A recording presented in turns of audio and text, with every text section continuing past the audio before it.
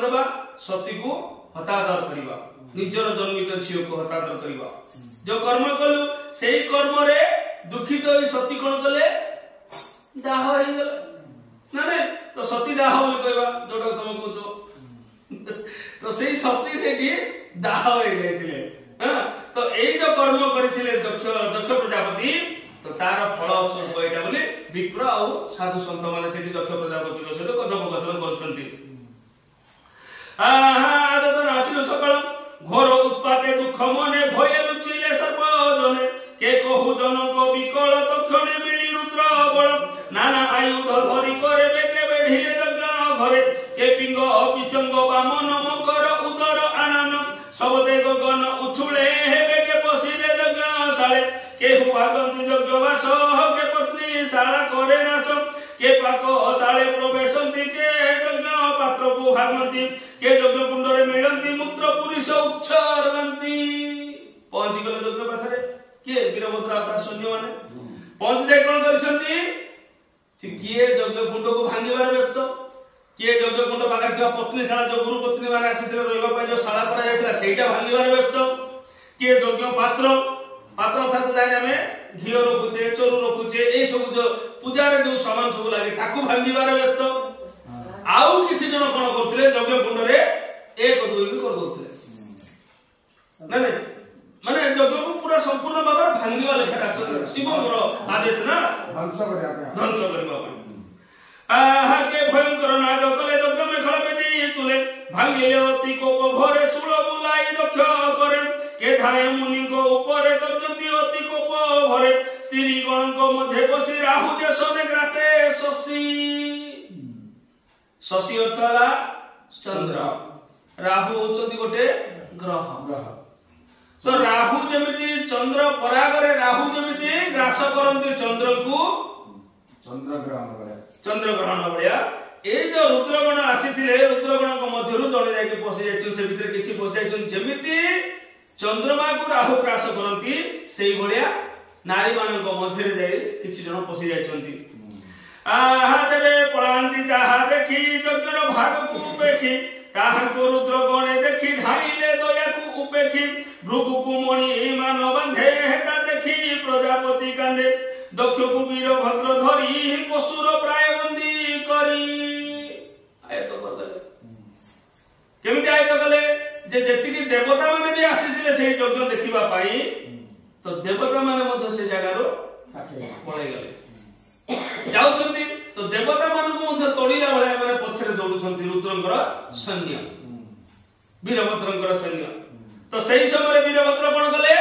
जाई के पहुंच गले दक्ष प्रजापति के पाखरे आ ताको पशु को जेमिति हमें बांधुते गाई छेली मेंढा को जेमिति बांधुचे सेही भले भाबरे ताको बंधन करा गला दक्ष प्रजापति को चंडीश पुषण को धरे भग को धरे नंदीश्वर जोगे देवता देखिले रत्युजादि विप्र तुले रुद्रगण को तेज देखि भाजिले जोगे को उपेखि से भृगु जोगे होम करी घृत खेपंती श्रुवा धरि ताहाको केश वाम हस्ते रसे से धरिले तुरिते ब्राह्मण दिले के भृगु तो भृगु एते सब हेलाबा देवी स्वाहा स्वाहा लगे दिले जने आसले से भीतर ता चुट्टी टा धरि टिकले सोला एते सब हेलानी तू पूरी चुट्टी धरचु ए होम करचु आहुति दउचु घृत आहुति दउचु एते सब हेलानी तोर मन रे भय नै पता दिबंती नै तो चुट्टी टा धरि ताको टाणीले रोसे से धइले तुले ताहे को दाढ़ी दक्ष धरे पुणी उपाड़ी कोप भरे अदिति लागी पळेले ना तो सेही समय रे भृगु आस्ते ना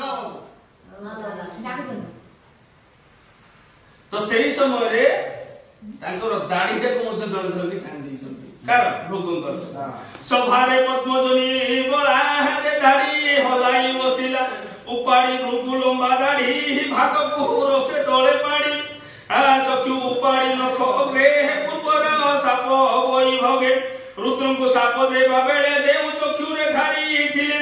गिरिमणि को साप बळे अपमानित कपानले दंत देखाई पुषा हसे से कथा स्मरी महारसे मुष्टि प्रहारी बाम करे दंत धारिले रस भरे कलिंग देश राजा रद दिने भांगिले बलभद्र दक्षर हृदय कर ताड़ी पड़ी भूमि रे पड़ी हे पड़िले उताने हे कित्म खड़गे मुंड हाणे जेमिति मारिबा कथा युद्ध चलिबा कथा सेई भलिया युद्ध रे दक्ष प्रजापति जणे नष्ट होचंती जिए तळे पड़िला ताको दाड़ खंडारे दी खंड नानी आहा तेने से पारे मुंड छिन्नी ही कोपे अस्त्र शस्त्र घेनी प्रहार कले कंठ कटे तेने चर्मरे दान काटे अक्षय ताहारे शरीर देखिबी स्मित शूलधर अबध देखि तार गति विस्मय भारी पशुपति बेको मुड़िका छेदी शिर ईश्वर होइले बाहर शिर पड़िला अग्निकुंडे रहिला मात्र मुक्त अमृत पिंडे पिशाच गण घेनी संगे रुद्र नाचती रण रंगे दक्ष संपद नाश करी दक्षिण भुजे शूल धरी शंकर होइले बाहर गले से कैलासपुर से रुद्रचरण पंकजे ब्राह्मण जगन्नाथ भजे तो शेष रे भगवान शिव मध्य से जगह पहुंची जाइछंती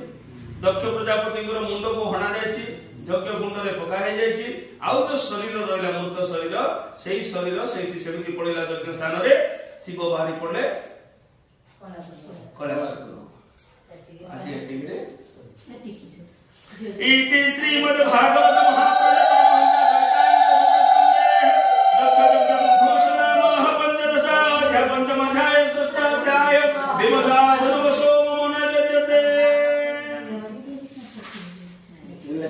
काली